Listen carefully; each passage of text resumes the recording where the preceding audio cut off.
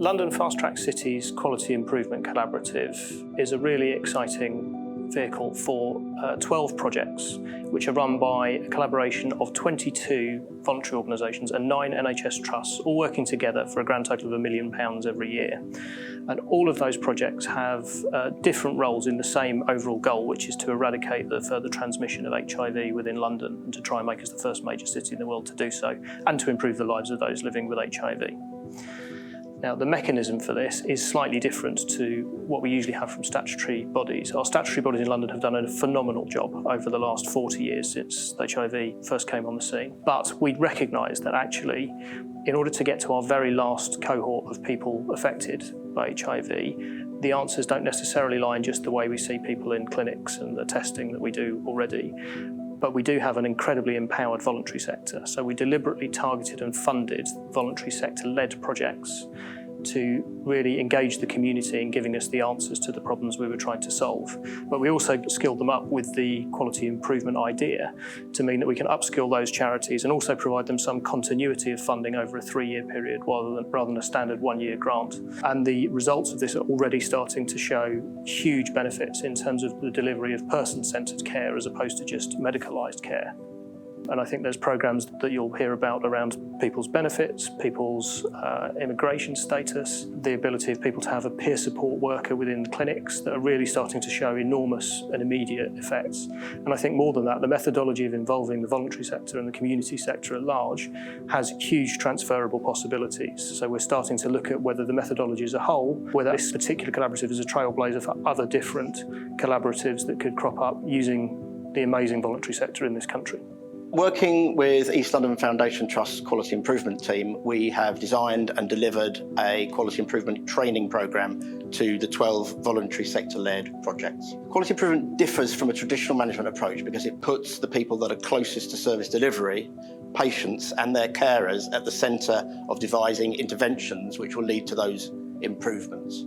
And what we do is we give them the tools, the time, permission and the funding to do data-driven small tests of change, some of which will work, some of which won't, but we provide them with the space and the tools to investigate that so that they gradually build our knowledge towards what works.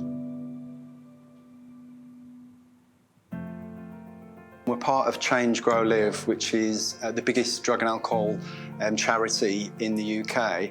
And what we do is we work specifically with people that have a drug and alcohol problem but are also HIV positive. So far we've worked with over 30 people. We'll also work with HIV clinics and work with the doctors and the nurses and advise them around how to work with people who have got drug and alcohol problems. So if we didn't do this project, HIV awareness and treatment within the service wouldn't be a priority, and we ensure that people get the right support and treatment. That wouldn't happen if we didn't exist.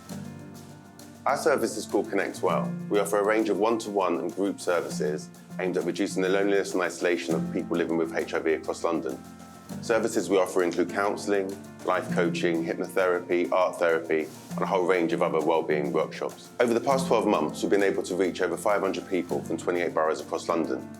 200 of those have gone through the one-to-one service, and over 300 have attended one of our group-based services. Over 70% have said that we've helped to reduce their loneliness, isolation, and make them feel more confident about themselves. If Connect Well didn't exist, many more hundreds of people across London would still be feeling very lonely and isolated and suffering the consequences of poor mental health and well-being. GMI has a mobile testing clinic, and we drive our bus and we test people out in the community on high streets, markets, community events, anywhere where there's going to be lots of people. We provide instant result HIV tests. We basically try and make it really easy and accessible for people to talk about HIV and normalise it. We've had thousands of conversations about HIV, about prevention, risk reduction. We've talked about sex, we've talked about people living with HIV.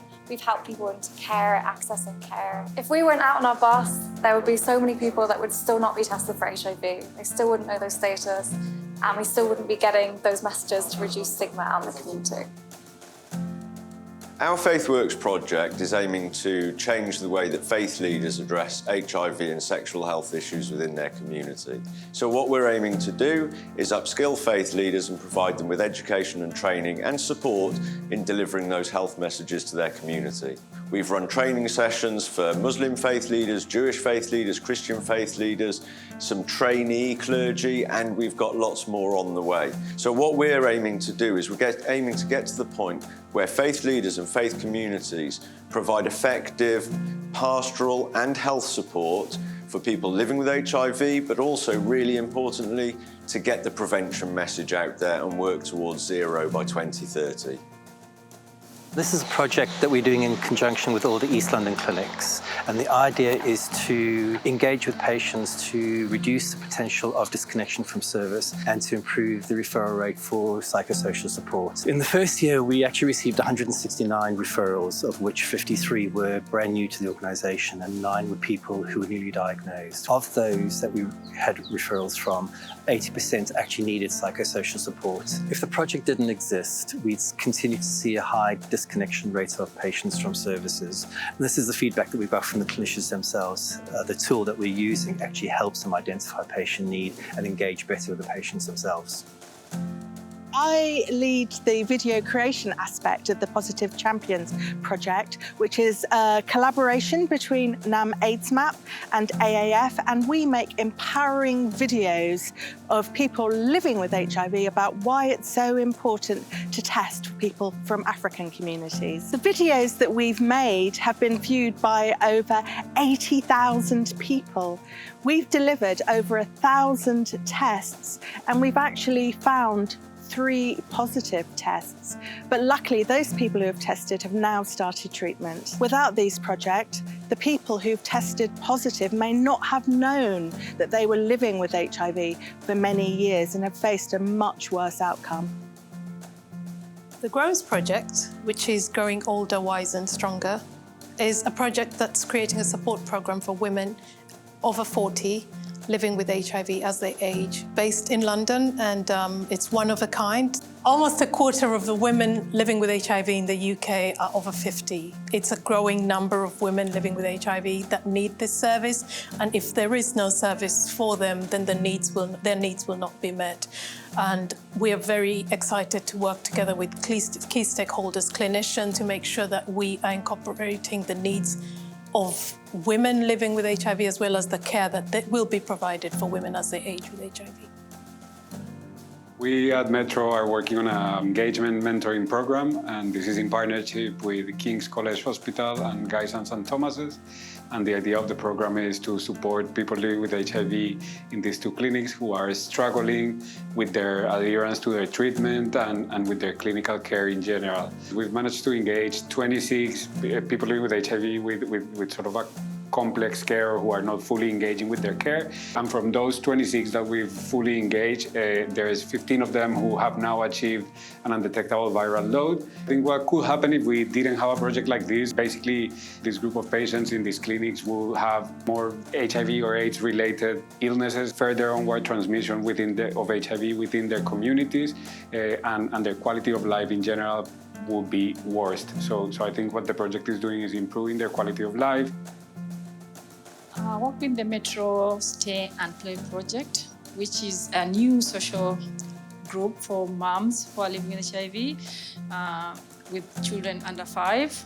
And the service is there to improve engagement with clinical support at King's College Hospital. Since December 2020, the Stay and Play group has run 8 groups so far, 6 groups online, providing well-being services, and 2 groups on face-to-face at our Marlborough Centre.